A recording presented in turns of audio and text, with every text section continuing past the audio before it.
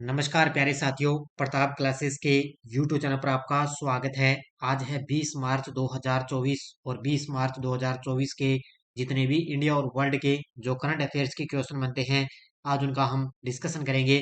पूरा वीडियो ध्यान से देखना और लास्ट में आपसे क्वेश्चन पूछूंगा जिनके जवाब आपको कमेंट बॉक्स में देना होगा। आज अपने पढ़ेंगे इग्गा स्वस्तिक दूसरी बार इंडियन वेल्स चैंपियन बनी। कवि प्रभा वर्मा को वर्ष 2023 का सरस्वती सम्मान मिला और चुनाव आयोग ने know your candidate app launch किया। इनकी आज हम चर्चा करेंगे पूरे लेटेस्ट न्यूज के साथ में। डेली आपको सुबह मेरी 7 बजे पूरे फैक्ट के साथ में ये करंट अफेयर्स की क्लास मिलती है। तो सारे विद्यार्थी एक बार सेशन को लाइक शेयर करेंगे। और आज है 20 मार्च। 20 मार्च को अपने दो दिवस बनाते हैं। एक तो आता है 20 मार्च को अंतर्राष्ट्रीय खुशी दिवस यानी कि अंतर्राष्ट्रीय प्रसन्नता दिवस होता है।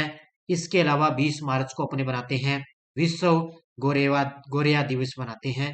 जो ये गोरिया के प्रति जागरूकता बढ़ाने के उद्देश्य से 20 मार्च को विश्व गोरिया दिवस मनाया जाता है। और इसी के साथ 20 मार्च को अंतर्राष्ट्रीय खुशी दिवस भी मनाया जाता है। यानी कि हमें खुश रहना चाहिए, खुशी से बढ़िया तरीके से अपने रहना चाहिए जीवन के अंदर। और साथ साथ में बढ़िया अपने खुशी के साथ इसमें अपने लक्ष्य के लिए पहुंच सकते हैं। तो सारे विद्यार्थी एक बार सेशन को लाइक शेयर करेंगे। सभी साथियों को गुड मॉर्निंग।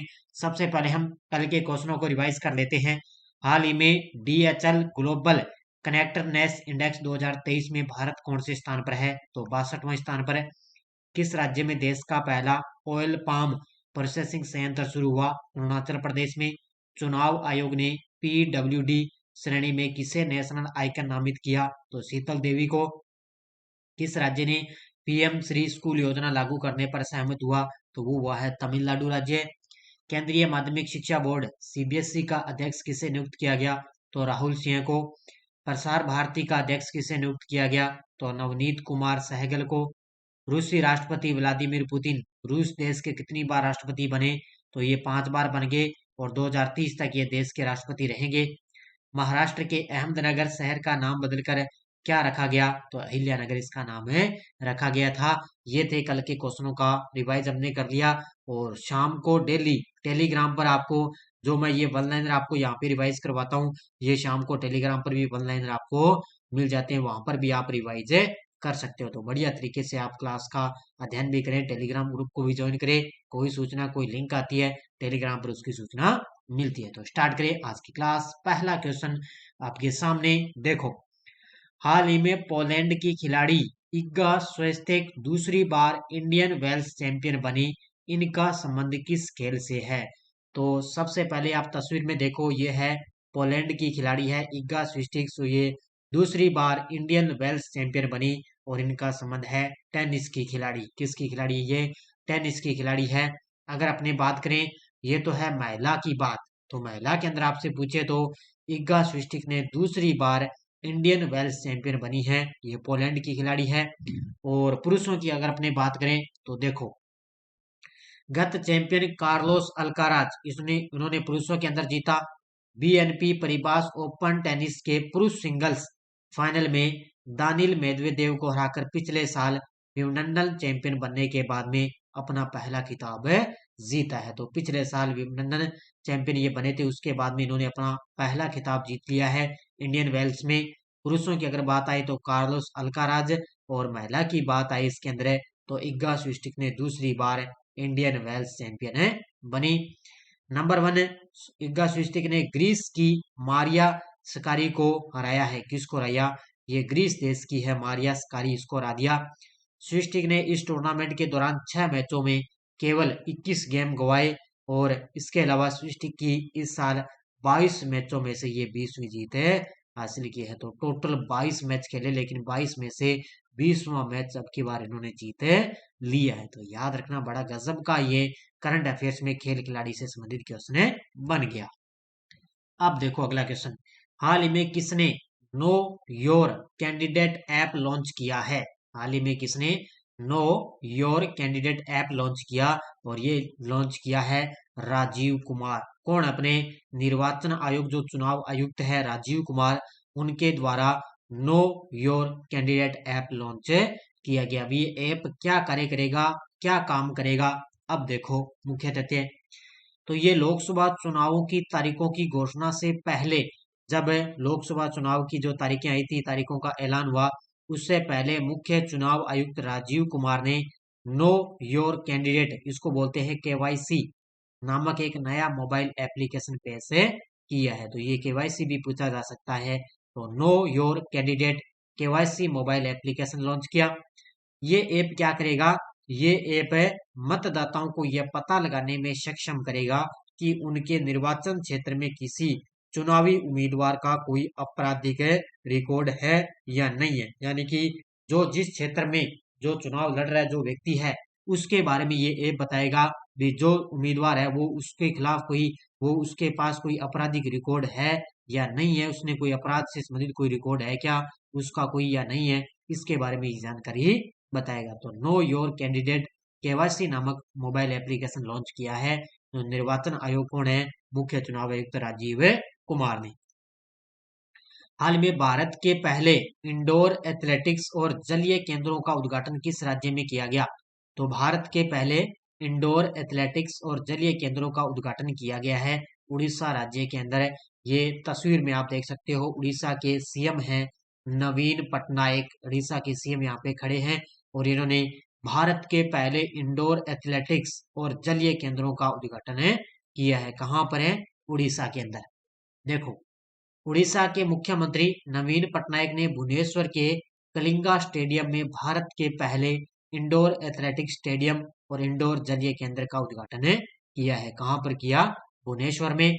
120 करोड़ रुपए की अनुमानित लागत से ये बना स्टेडियम पूर्णकालिक कोचिंग के लिए 120 एथलीटों को समायोजित कर सकता है। तो ये 120 करोड़ रुपए की लागत से बना है और इसके अंदर 120 एथलीटों को ये समायोजित कर सकता है। नई इंडोर सुविधाएं एथलीटों को मौसम संबंधी गड़बड़ी के डर के बिना पूरे साल प्रशिक्षण लेने में मदद करेगी। तो ये क्या करेगी? जो नई इंडोर ये सुविधाएं ना, ये क्या करेगी? जो एथलीट वहां पर खेलेंगे उनको मौसम संबंधी जो गड़बड़ी हो जाए तो उनके डर के बिना वो पूरे साल यहाँ पे प्रशिक्षण लेने में मदद है ये करेगी। उनके मौसम संबंधी उनका कोई नुकसान यहाँ पे नहीं होगा। हाल में डायना मेमोरियल अवार्ड से सम्मानित होने वाले भारतीय कौन हैं? तो डायना मेमोरियल अवार्ड से 2 व्यक्तियों को सम्मानित किया गया, मानसी गुप्ता और उदय भाटिया। तो इसका उत्तर हो जाएगा ए और बी दोनों। तो ये तस्वीर में आप देख सकते हो, ये है मानसी गुप्ता और ये है उदय भाटिया। इन दोनों को डायना मेमोरियल अवार्ड से ये सम्मानित होने वाले भारतीय व्यक्ति बने हैं। तो ये दिल्ली के इनोवेटर उदय भाटिया और ये है हरियाणा की एक मानसिक स्वास्थ्य प्रचारक मानसी गुप्ता। इनको डायना स्मृति पुरस्कार से सम्मानित किए गए विश्व के 20 लोगों में ये शामिल है। तो ये दिल्ली का है उदय भाटिया और ये है हरियाणा की मानसी गुप्ता। दिवंगत प्रिंसेस ऑफ वेल्स की स्मृति में स्थापित डायना अवार्ड चैरिटी की 25वीं वर्षगांठ बनाई गई है। तो ये कोई किसी के नाम पर ये नाम रखा गया डायना स्मृति पुरस्कार है।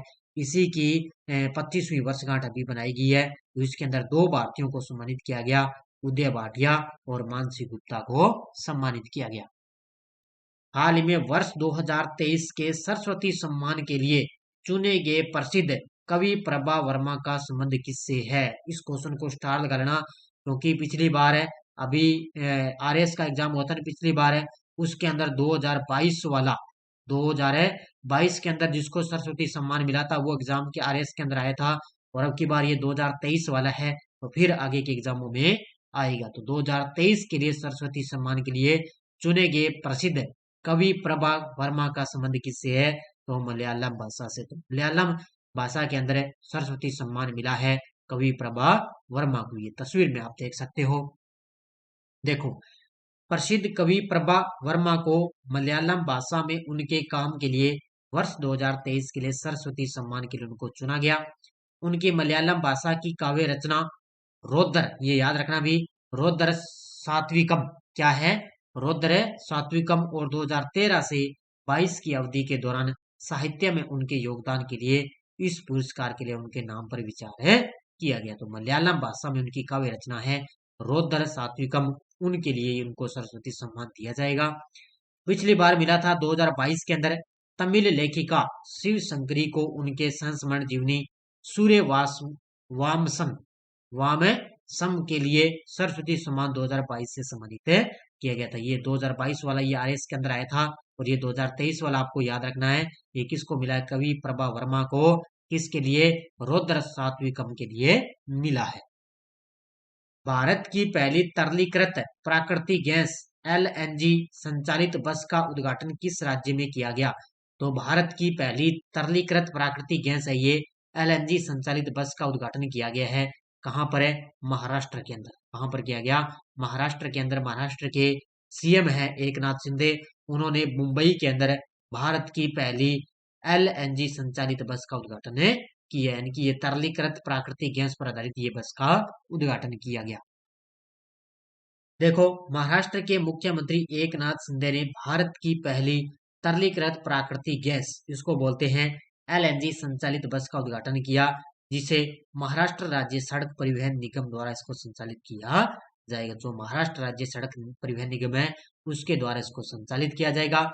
ये क्या करेगी? ये जो 5000 डीजल वाहनों के चरणों में एलएनजी वैकल्पिक ईंधन वाहनों में परिवर्तित किया जाएगा। जो डीजल पर वाहन चल रहे ना, उनको अभी ये एलएनजी यानी कि प्राकृतिक गैस पर उनको ईंधन वाहनों में किया जाएगा, ताकि प्रदूषण कम हो सके। बसों को डीजल से एलएनजी में बदलने से प्रदूषण 10% कम हो जाएगा। जब ये इस प्राकृतिक गैस पर हो जाएगी तो प्रदूषण कम हो जाएगा, डीजल से अब ये प्राकृतिक गैसों में हो जाएगी। ये पॉइंट आपको याद रखना है। इससे पहले मोदी जी ने 11 मार्च 2024 गुजरात के दहेज में पेट्रोनेट एलएनजी के पेट्रोकेमिकल्स कॉम्प्लेक्स की आधारशिला भी रखी थी। ये पॉइंट मैंने आपको पहले भी बताया था, एक बार फिर आपको यहाँ पे मैं रिवाइज करवा रहा हूँ। ये भी याद रखना और ये भी याद रखना। किस शहर में पहली बार फॉर्मूला 4 कार रेसिंग आयोजित की गई है? तो इतना ही आपको याद रखना है। तो ये श्रीनगर, कहां पर है? श्रीनगर के अंदर पहली बार है फॉर्मूला 4 कार रेसिंग आयोजित की जा रही है। कार की रेस आपने देखी होगी, ये तस्वीर देखो, इस प्रकार सड़कों पर यहाँ पे कार की रेस लगाई जाती है। तो ये कश्मीर की है खूबसूरत डल झील में 18 मार्च को एक रोमांचक कार्यक्रम हुआ।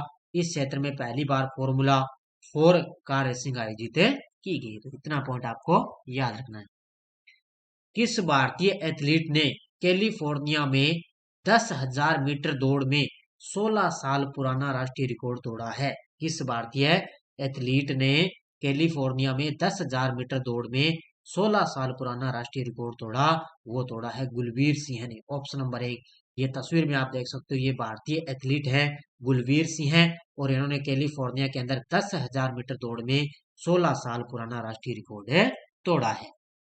देखो, ये है भारतीय एथलीट गुलवीर सिंह ने कैलिफोर्निया के सैन जुआन कैपिस्ट्रानो में द 10 इवेंट में 27.41.81 का समय लेकर, यानी कि 27.41 का समय लेकर 20 सेकंड से अधिक समय के अंतर से 16 साल पुराना राष्ट्रीय रिकॉर्ड तोड़ दिया। यानी कि 20 सेकंड का, देखो उससे पहले जिसने बनाया था उससे 20 सेकंड उन्होंने ज्यादा बना दिया, अपना अधिक समय रिकॉर्ड बना दिया।